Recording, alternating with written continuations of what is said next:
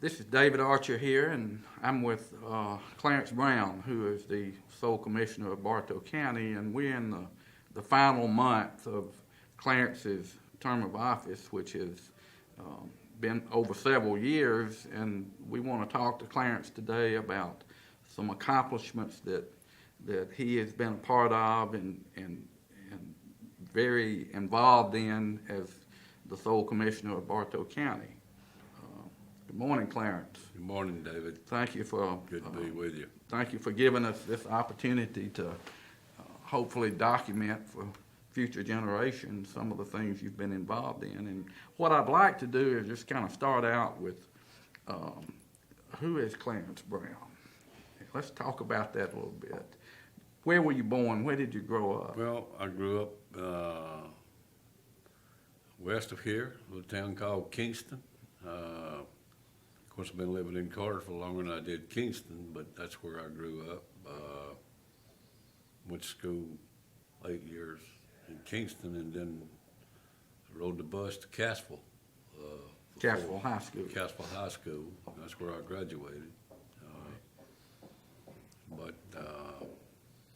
Yeah, I just grew up in a small town, and my family was a sawmill family. My granddaddy ran a sawmill, and a lot of my uncles and my dad ran the sawmill, and that's how we made our living. Well, I believe, if I'm not mistaken, you might have had a job while you were in high school there in Kingston. Tell us about that. Well, yeah. Well, I really went to work when I worked at the sawmill. I think that was really unusual and something that would never happen today. Is I worked there when I was about 6 or 7 years old, in the summers out of school. And the year of, I don't know, I was probably 7 or 8. And by that time, I was doing a pretty good job, I guess, for my granddaddy anyway. The guy that owned the sawmill, he asked him if he could put me on the payroll. If he didn't, he was going to have to hire somebody, and the guy gave him the go-ahead. So that year, and my first check, David, was $13.75. Which was a lot for a kid that age. You know, I still think that's the biggest check I've earned in my life. Most important. That was a big check. That was interesting. But anyway. What'd you do with that money? I tell you what, coming to Cartersville on a Saturday was a big deal. That was really exciting, just to drive from Kingston to Cartersville. And cashed that check, went downtown, one of the stores, bought a new pair of blue jeans, a new shirt, walked down on the corner and got up on in a restaurant, had a hamburger and a Coke, still had a pocket full of money. Yeah. But that was exciting. But anyway, at the age of 9 years old, my dad got killed in a car wreck. And so I kind of got away. My mother, by the time I was 11 years old, she married a farmer. No, I did not like farming. I'm telling you, I think setting up on a tractor all day long was the boringest thing that anybody could do. I just didn't like that kind of work. And so to get out of doing all that, I decided that there was not too many opportunities in a little town like Kingston, but this guy at this service station, one Saturday morning I went up and asked him about a job. And how old were you then? Well, by that time I was 14. All right. I was 14, just starting high school. No, actually I was 13. I was 13 years old. And he said he didn't need any help, And so I walked out of the service station and looked around, and a car pulls up, and at this time, this was real service station. This is where you cleaned the windows and checked the oil and did all that. Well, I knew enough growing up that I knew all that stuff. So I went out and waited on the guy. And pumped his gas, cleaned his window, checked his oil. And I walked back in and gave the guy the money. I'm not saying a word. He's not saying a word. I go back out, and some guy's got a flat tire, and I fix his tire. He still hadn't given you a job. He still hadn't given me a job. And then somebody pulls up, wanting to wash the job, and this is when you hand wash the cars. And I washed the car. And so all day long, I worked. I just worked. This guy's not saying anything. I'm not saying anything. And by the end of the day, the guy said, you got a job. Do you want it? And so that's how I worked. And I worked there through 4 years of high school. I worked at that service station. Now, it sold several times, but every time it sold, I went with it. Whoever bought it, they kept me. So after you graduated from high school, did you stay there or did you go somewhere else? Yeah, I did. For a short period of time, I drove some heavy equipment up in Resaca. You know, that's about the only job I could find at the time. Because I chose not to go to college. I had an opportunity, but I didn't want no more school. You know, I didn't like school, so I didn't go. And then after I had gotten married and had some children, you know, I changed my mind how I felt about school. I really changed my mind then. So, you know, I was working at Lockheed. Lockheed offered me the opportunity to go to Southern Tech, and I took several courses at Southern Tech. And I took some management courses at Berry College, and just all around different things, but never graduating from college. I didn't, but I had a lot of training. And I think this was interesting, David, because in high school I was not too interested in school. I remember my ninth grade, I took algebra, and my algebra teacher told me, said, you've passed, but you don't need to take second year algebra. You don't. And, but when I got down to Lockheed, and Lockheed said, you know, if I take these courses and I do a lot of, you know, different things, that is worth 50 cents an hour raise. Now, that was That's a horse of a different color. that, you know, that's a whole different game. So I took algebra, geometry, trigonometry, blueprint reading, and I'm telling you, I made good grades because, you know, I was thinking about the 50 cents an hour raise and the wife and the kids at home that I need to take care of. So I really changed my mind on education. Anyway, well, what's your next question? At some point in time, you came to work for Bartow County. Tell us how that happened. That was interesting. I never did plan to work for the county. I was working at Lockheed. I was working there 8.5 years, happy, had a good job. As a matter of fact, I was a supervisor. You know, by taking all these courses and doing all these different things, I had moved into supervision. And I was what you might call a floating supervisor.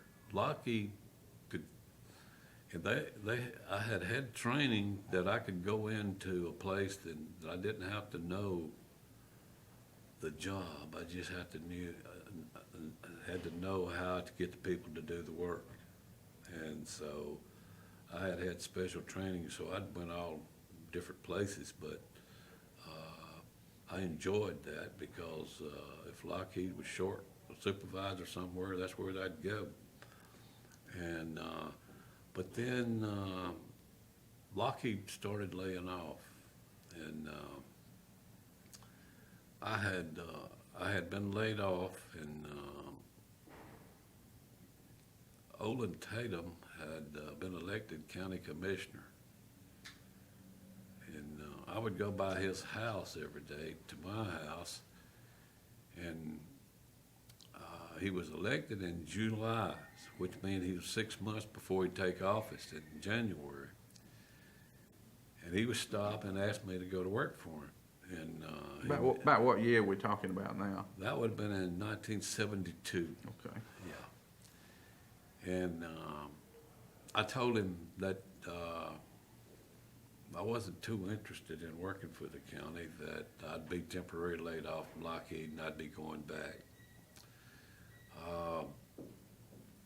And then so later on he'd stop me again. And so I said, what kind of job are you offered?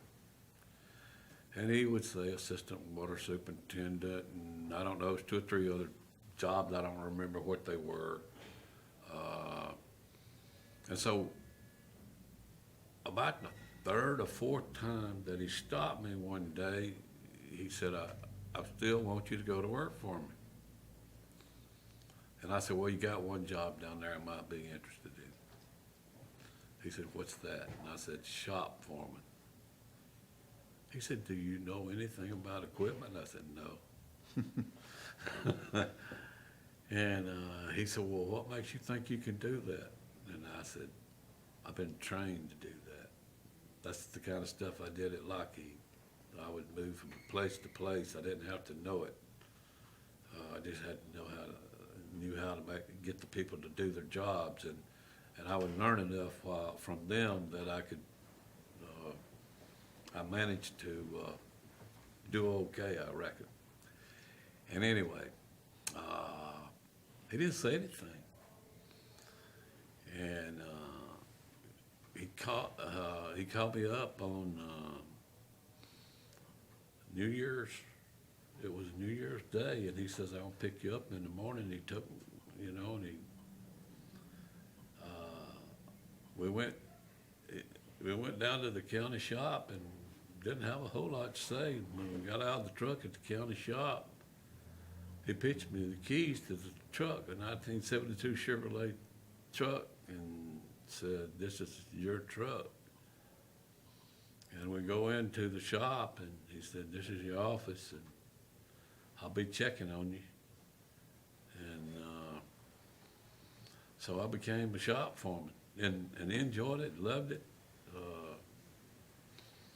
Did it for 4 years. The superintendent, the road superintendent, died after 2 years. And then his assistant was the superintendent, and 2 years later he died. And then Olin came out one day and asked me would I take that job as the road superintendent. And I said, I really don't want it. I'm happy. I am happier than I've ever been. As a matter of fact, Lockheed called me back. I turned it down because I was enjoying being a shop foreman so much that I never had a job that I loved as much as I did that. And I mean, it was I could have made a whole lot more money at Lockheed. It was a big cut in pay. My wife never did understand why in the world I'd do something like that. And I wouldn't go back to Lockheed with a big cut because it was a pretty sizable amount of money. But I wanted to stay. I wanted to stay with the county, and I loved that job. But anyway, I told him I didn't want to be the road superintendent. And he said, why? I said, well, it's a killer. Some people don't last about 2 years. I don't know if I want a job like that. Anyway,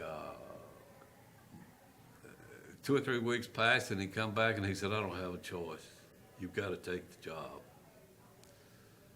And I said, well, who's taking my job as a shop foreman? He said, nobody. You're going to be doing that too. I want you to do both of them. And I said, that'll be interesting. But anyway, I took the job and did it for years. And of course, he was commissioner for 4 more years.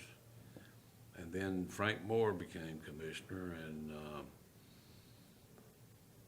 I don't know at what point in time, but Frank served as commissioner a little over 10 years and at some point, but 2 years before Frank Moore died, he had asked me to be his administrator. The county had never had a county administrator before. He said, it's time, the county's big enough and I need help, and I want you to take the job. And that was interesting because I came to work in the commissioner's office, and I did it for 3 months. And after 3 months, David, I thought, man, this is not me, man. I'm used to moving and all over the place, you know, and here I am tied down in this office. I just don't like doing this. So one morning I told Frank, I said, you know, I'm glad we didn't replace me at the county shop yet, but I was still doing that job too, going by there every morning, checking with them every day and doing that. But I told Frank that morning, I said, you know, I'm going back to the county shop. He said, what's the matter? You don't like us? I said, oh man, you know better than that. It's just that I like it better out there than I do in the commissioner's office. And he accepted that. Oh, he did. Did he replace you in your position as county administrator with someone else? He did not. Okay. How long after that did Frank die? Okay, well, what happened, it was about 2 weeks after I went back to the shop. That Frank died? No, he was coming to see me. And then, as you know, just at the corner of the courthouse here, he had blacked out and run into that yard, hit that tree over there in the corner of their yard. And that's when they took him and found out that he had a tumor. And his wife called me and said, look, he needs help.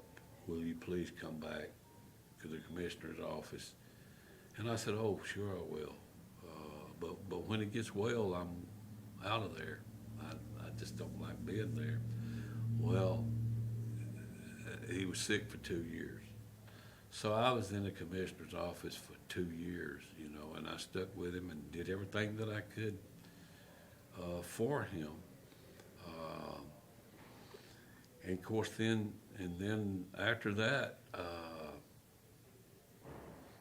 he died, you know, and I decided, and then people were calling me to run for commissioner. I recall, I seem to remember that you may have said you would run and then said, no, I'm not going to run. Do I remember that correctly? That is correct, David. I was going to run for, people were saying that they'd like for me to run, so I came out, big bang, you know, and it was in the news and all that. And then I started having second thoughts about whether I really wanted to be a county commissioner or not. And I thought that, and I decided that I wasn't. And I had talked it over with my wife one weekend, and I don't know how much time had went by that I had, since I said I'd run, and now I'm about to back out. So on a Monday morning, I called the news media, and I said, I've decided not to run. And it was front page news, it hit the news. Well, I'm telling you, man, when that happened, my phone would not quit ringing. I could not get a break. I mean, not even at lunch. If I'd go home for lunch, the phone was ringing. It didn't matter, you know. And it was following me everywhere. And people were really calling. I mean, like at night, late at night, they wait. I get in the, I mean, even after I go to bed, the phone's still ringing. It was trying to get you to run. Trying to get me to run over and over and over that I shouldn't have backed out. And they were accusing me of being bought out. They were telling me all that, you know, that how much did they pay me to get me to back out of running, and those kind of different things that So, they. so what was it, if there was any one thing that made you change your mind and go ahead and enter the race? Okay, a lot of praying. I did a lot of praying, not through that